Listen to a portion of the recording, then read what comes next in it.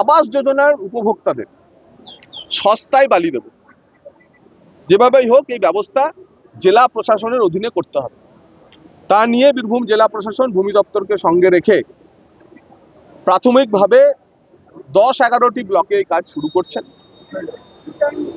সিউড়ি 1 নম্বর, রাজনগর, সাঁইথিয়া, ময়ূরেশ্বর, রামপুরহাট, লাভপুর, বোলপুর, এই কয়েকটি ব্লকে প্রাথমিকভাবে সামনে মাস থেকেই আমরা এটা চালু করে দেবো। এই মাসে 7 দিন 10 দিনের মধ্যে যে বাংলার বাড়ি অর্থাৎ যারা পেয়ে গেছে, যাদের সেকেন্ড ইনস্টলমেন্ট আসবে, এবং প্রধানমন্ত্রী আবাস যোজনা প্লাসের আবাস প্লাসের সার্ভে চলছে, নতুন করে আবাস যোজনা সার্ভে হবে।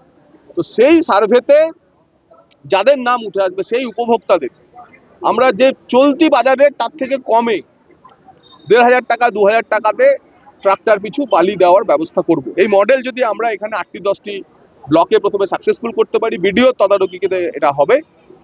ভিডিও কানেক্ট করবেন লিগাল ঘাট ওনার, যারা লিগাল স্যান্ড মাইনিং যারা করেন তাদের সাথে, এবং তাদেরকে তারা বাধ্য থাকবেন। সেজন্য লিগাল স্যান্ড মাইনিং যারা করেন তাদের কাছে আমাদের সরকারের তরফ থেকে, মুখ্যমন্ত্রী এই নীতি অ্যাপ্রুভ করেছেন, তাদের কাছে আমাদের অনুরোধ থাকবে যে গরিব মানুষের বাড়ি যে চড়া বালির দামের জন্য তারা করতে পারছে না, অসম্পূর্ণ থেকে যাচ্ছে, এই ব্যবস্থা আমরা বীরভূমে কার্যকর হতে দেব না। গরিব মানুষ যাতে সস্তায় বালি পায় সেই ব্যবস্থা করতে হবে।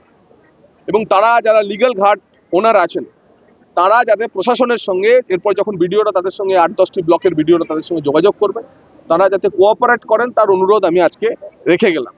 যদি অনুরোধে কাজ না হয় তাহলে পরবর্তী ব্যবস্থা মুখ্যমন্ত্রী যেমন নির্দেশ দেবেন সেরকম হবে।